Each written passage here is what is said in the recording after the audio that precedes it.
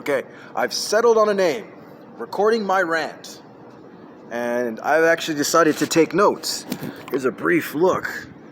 Yeah, those are a lot of notes.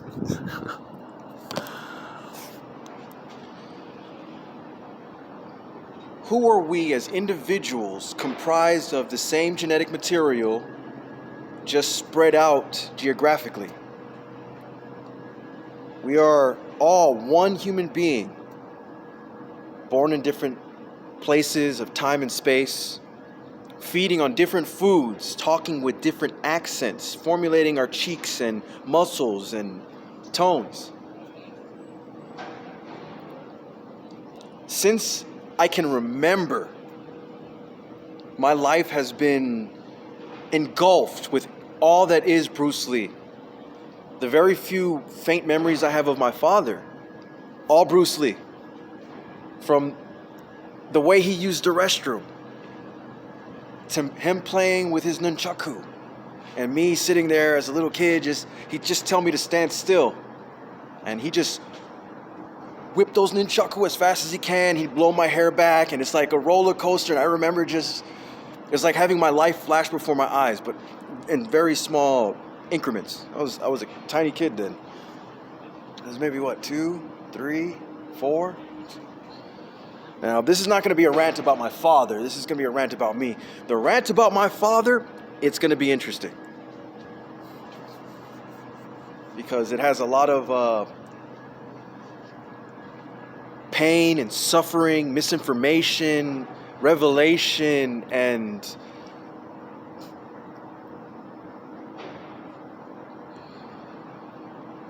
anger, revenge. But that's not for today. Today, I'm going to be self-absorbed and talk about me again. I know yesterday's rant was all about war, and that's primarily what this world is comprised of, war. We create boundaries, we create borders because of this inability to compromise. The fact that people are driven by greed, envy, lust. Yeah, the 7 deadly sins. And yesterday I was talking about how my ideology, my theology is science. And in science, we use all information that's gathered to create a foundation to stand upon that's solid, so there is no shaky ground, there is no confusion. Go to most scientists, any scientist, ask them a general question about anything, and they're going to give you their best explanation depending on the individual receiving it. Now, one of the greatest scientists of all times, Bruce Lee, he wasn't just a martial artist, he wasn't just a philosopher, he wasn't just a screenwriter, he wasn't just a director, he wasn't just an actor, not just a teacher.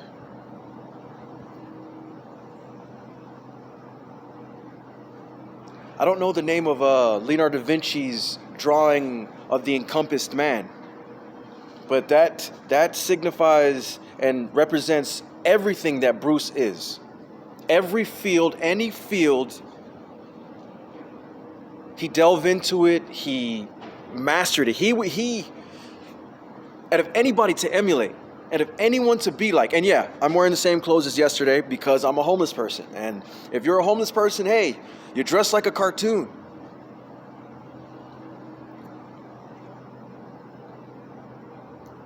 Bruce's impact on me was so direct. Every memory I have of my father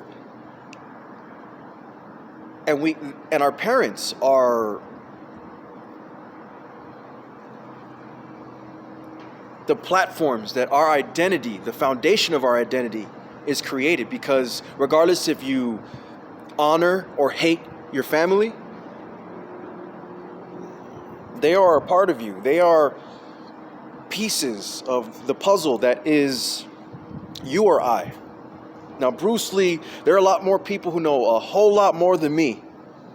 But when it comes to his philosophy, there's only one other person that can rival me, and that's Shannon Lee. my greatest rival in her father's philosophy. She has everything where I only have fragments and pieces and bits to evolve from.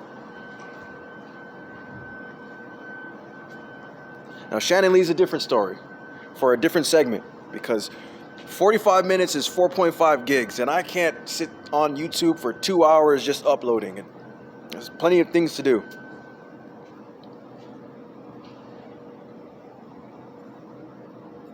For me, Bruce's impact in the world wasn't one about culture or ethnicity. It was irrelevant that he was Chinese. When I found out he was American, I was like, whoa, he's a Chinese American. But it was the fact that this guy was so powerful. And for me, as a child born in the 80s who was raised by television, everything I saw on TV was practically the truth. And Bruce would just go and just destroy anything that was in his path.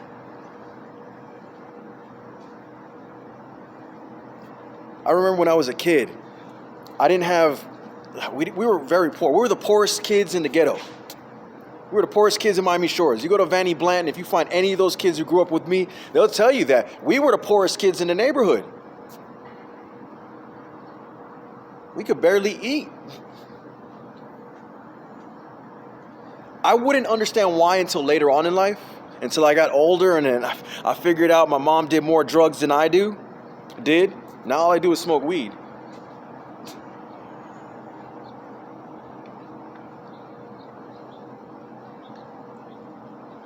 But we did have one VHS. Now I know this VHS, it belonged to my mother's father. But he left it in our care. And I had this one VHS, and it was a documentary on Bruce Lee. And I remember any chance that I got, I'm one of four, so TV time for me was between two girls, an older sister, younger sister, and a little brother who just didn't care. Yeah, you know what that means. I got TV twice.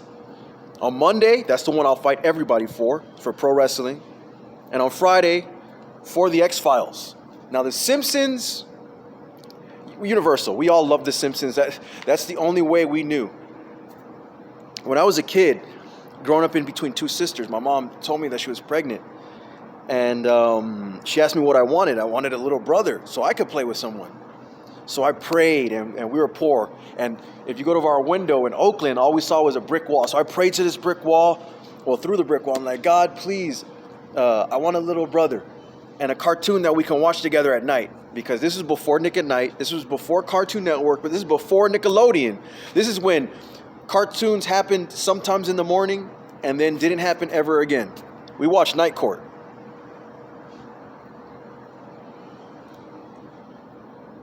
So in 1988, I got my little brother. In 1989, we got The Simpsons. So I'm like, yes, I won't ask you for anything else. I should have been more calculating. Now, the first time I ever lied to my mother, the first time I ever called my mother a liar,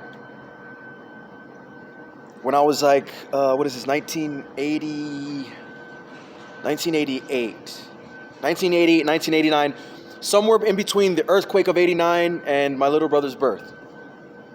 I told her that I was going to run away and go train with Bruce Lee so I could be the greatest fighter in the world. And she laughed at me and she mocked me. The tone that she said when she told me Bruce Lee was dead, it enraged me, and I called her a liar. And I remember running into my room and slamming the door and going on my bed and crying. Because Bruce Lee was an icon that everyone respected and loved. And as I got older, and I found out that he was truly dead, I asked myself, what do I want to do? I can't go train with my sensei, my master. And I say sensei because I grew up in the 80s and we watched the Ninja Turtles, and your teacher was Master Splinter. And if you were a turtle fan like me, having a little brother, we divided. I got Leonardo and Donatello. He got Michelangelo and Raphael. We had to split. And Leonardo was the most respectful one. So we always called him sensei and master, and that always stuck with me. And when I Googled what sensei means, it actually means master or the one that came before me. So if I call you sensei, it's only because you came before me and you have mastered an art or a craft that I am also trying to achieve. A level, not surpassing. Surpassing your teacher is something you do in time, not out of ambition. When I got older, I had an identity crisis. My father died. I was told all of these horrible stories about him. I had no mentor, raised by television. I grew up watching pro wrestling, but that was like a once in a blue thing. And then as I became a teen, I wanted to be a pro wrestler. But my size, my stature, I'm 5'8", and at that time I was soaking wet 150 pounds. And in my life, I've gone through a lot of traumatic experiences because my mom brought in a lot of monsters. Now, these are just men capable of the most atrocious acts a stranger can do to children. I've been beaten, I've been abused. I've been the victim of what I thought were snuff videos. It turns out he was trying to pit me against my little brother so he can get rid of one that don't belong. History always repeats itself, and I'll get back to that when I talk about my little brother. I gotta check the time. I'm at 12 minutes. I gotta cut a little bit of my life story. I'll save that for the next one. Let's just go back. Growing up in the household that I did, full of monsters and children, I always looked to strong mentors to help guide me, to help me figure out how I'm going to get strong when I get older. I knew everything that I ever wanted to do. I had to wait till I get big. Because when you get beaten by a grown man with a belt buckle, not just the belt buckle, you feel absolutely helpless. And as a teen, I used the things that I learned on television to comprise myself of everything that I thought was good.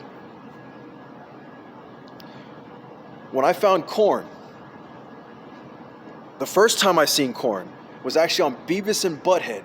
The very first time I saw a stage dive, the very first time I saw a mosh pit on Beavis and Butthead.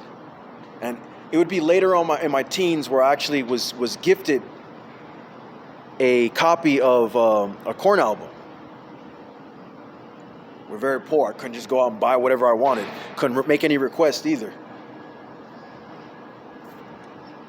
So now I found a backbone. I found this heavy metal music that is just so wild and it's so strong and it's so hard. And I'm like, you know what? This is what I want to be. And cycling backwards every Saturday night, every Saturday morning, I was exposed to martial arts. If you wake up early in the morning on a Saturday, I could always watch that one show with the little kid with the tail and the stick.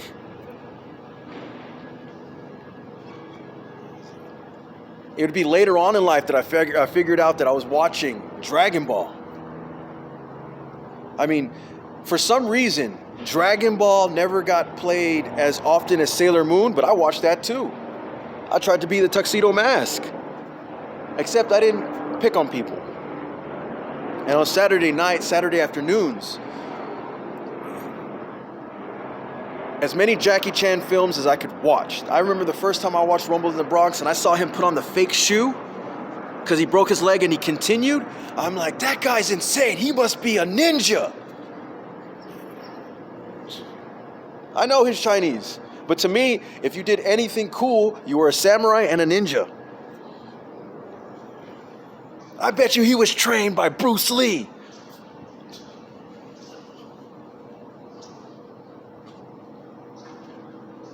Little did I know he actually wasn't trained by Bruce Lee, but he was trained by Bruce Lee in a way. For his acting skills and working on as a stuntman. And sometime around that same area, after all the hardship, after all of the confusion on what I want to do,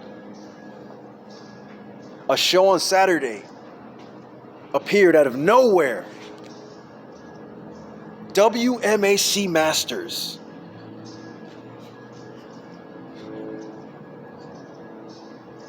When I saw that show, I'm like, whoa, it's like Mortal Kombat. And then they said Shannon Lee. And I'm like, is that Bruce Lee's daughter? I remember how excited I was. I remember how overwhelmed I was. I went crazy. I couldn't believe it. I was so confused and so sure at the same time. It was a mixture of certainty and bewilderment, and it's just call it awe for simplicity. And that was the first time I ever wanted to have a child. I was an abused kid growing up in this wicked world, and my little, how was I, 12 years old? My little 12-year-old mind was like, I want to have a baby with her. I'm going to name him Bruce Lee. True story. But let's not linger in that portion of martial arts. So when I'm watching WMAC Masters, that rekindled my spark from when I was 5, where I can be the world's greatest fighter.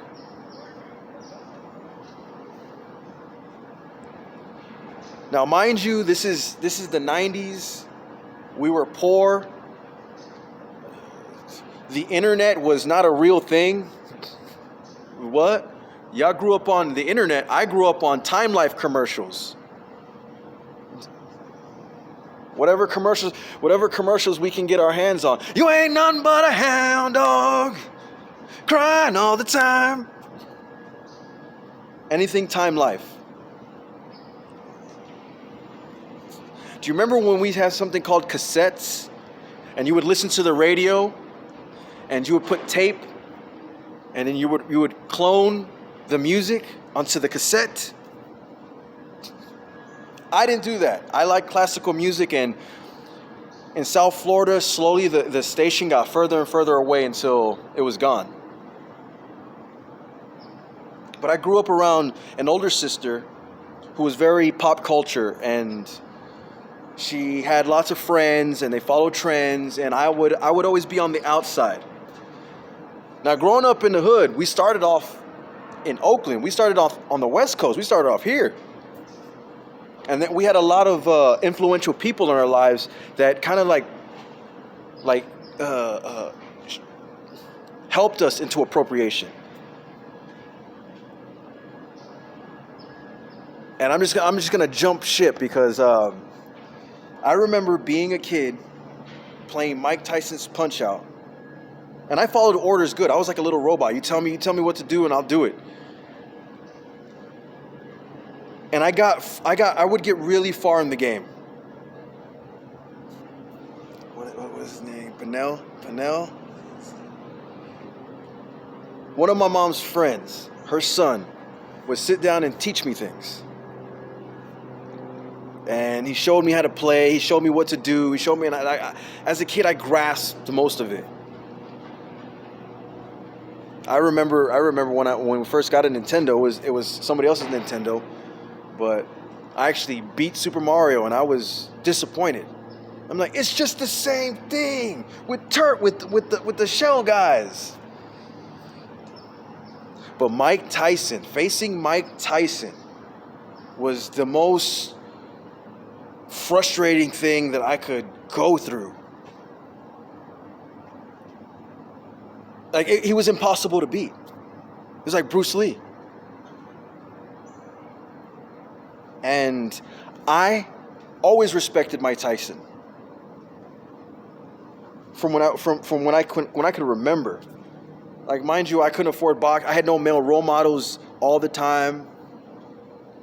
We bounced from place to place to place. We started off in Oakland, and then we end up in Miami-Dade County. So there's a lot of moving going on. And every male role model that I did have that wasn't on TV we would leave. But Mike Tyson became this icon of invincibility.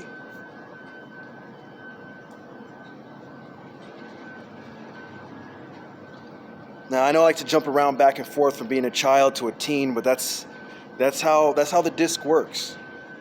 Revolution works like that. And then,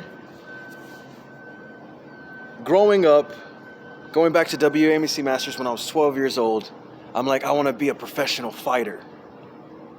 And then the show gets canceled. They don't air all the episodes. They air them out of order, just like Dragon Ball. But Sailor Moon, they treated Sailor Moon awesome. I've watched a bunch of Sailor Moon episodes. Fighting evil by moonlight, winning love by daylight, never running from a real fight. She is the one named Sailor. I'm not going to go into it.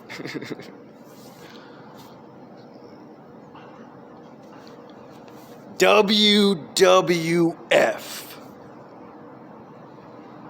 That's the era I'm from. I'm from the Attitude Era.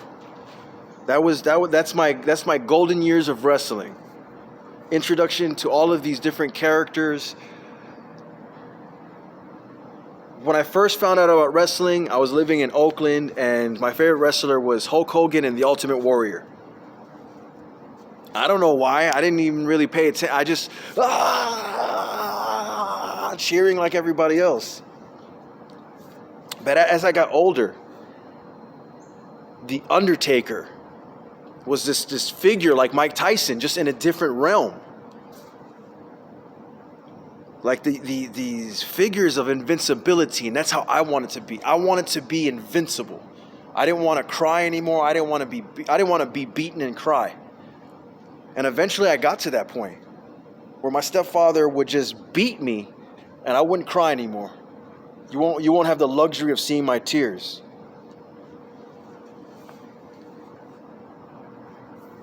Now, The Undertaker to me was just this dominating force of supernatural power, and I wanted that. I wanted to be just like that. And then a new figure came from nowhere. Now, mind you, as I was growing up, I'd tune into every Monday that I could. Any Monday that wasn't something big happening where my mom would take over the TV or whatever. And we would watch, I would tune into pay-per-views. If you remember back in the 90s, you could watch pay-per-view and it'd be scrambled. You'd just be like, you could hear, it was like watching baseball in the 20s. You can hear everything, but you can't really see much. And there'll be glimpses of clarity. Now, my favoritism started to turn when an individual beat The Undertaker. I was like, wow, that's impossible. I'm sitting here watching, I think it was in your house. I don't recall. It was the Boiler Room Brawl.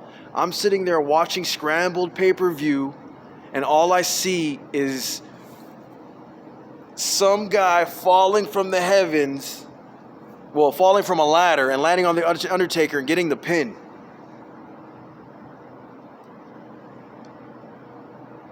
And I had seen him before, but I wasn't really sure of who he was, because back then, when you share the TV with 4 people, every commercial break was a fight for, let's see what else is on, let's see what else. And being the second oldest, and my older sister's only older than me by 11 months. For 1 month, we're the same age, but different gender.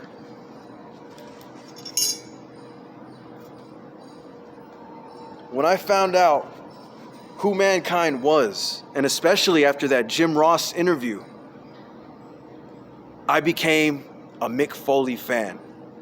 I loved everything about Mankind because he encompassed like Jackie Chan's ability to take punishment, Mike Tyson's ability to stand up against larger opponents, and just a never say die attitude like Bruce Lee.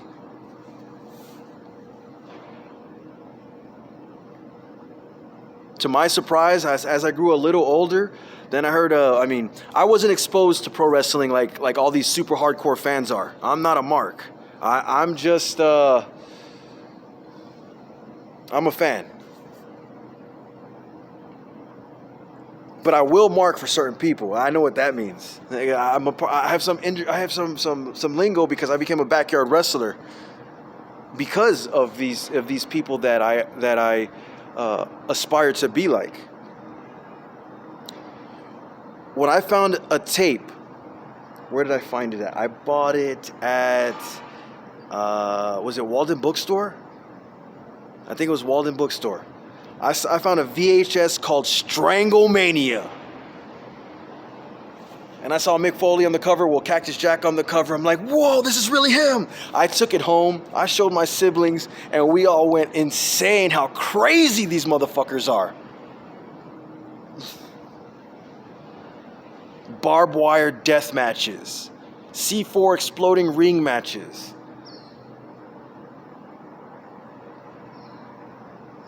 I knew that's what I wanted to do. I knew that's what I wanted to be. And then I started backyard wrestling in school. It started off, it was a bunch of kids who would just get together and we just like try to do wrestling moves on each other without scripting it. So if we were fighting each other, whoever got to powerbomb the other person did it. And whoever says pro wrestling is fake, I dare you to get suplexed anywhere that resembles a canvas, which is just plywood and a thin sheet and maybe a spring if you're lucky. But those are all wood beams. It's all real. If the Undertaker picks you up for a powerbomb, how fake do you think that's going to be? You're 6 feet in the air getting slammed on the back of your head. Not fun. But fun at the same time, depending on what is your agenda. Now, as we got older, I met more friends of like-minded nature, and we all wanted to be professional wrestlers. We didn't really know how. We just emulated what we saw on TV, and we recorded it. I didn't record it. Mind you, remember, I've always been the poorest person in the room.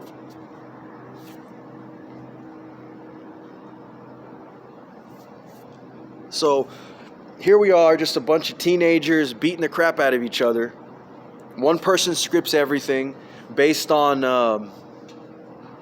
a general consensus, but not our general consensus. The consensus of a federation of backyardies who came together and voted who was the best. What was that called? The backyardies? I forget. It was a bunch of kids who from around the state of Florida who we'd all like watch each other's tapes, and well, I wouldn't. I was the poorest one. I couldn't make it out there all the time. I couldn't afford the shipping and handling. But eventually, my diligence and because of all the mentors I took, I became the hardcore champion. I was the one going out there and bleeding and barbed wire and fire and broken glass and chairs and tables, jumping off the highest places I could. Now, mind you, I wasn't the most cleanest wrestler there was. But at the same time, I was. No profanity. I was kid crazy. I was the craziest person you knew because I wasn't afraid to do hardcore things. I wasn't afraid of pain. I wasn't afraid of loss. I was afraid of not participating. I was afraid of not being. And eventually that hardcore nature would cause me to feud with the creator of HCW. And in turn, because I showed up every week, because I always put on great matches, I put in my work, I became our heavyweight champion. So I was the hardcore world champion. And it stayed that way up until I left because I discovered pussy. Mind you, I was a virgin.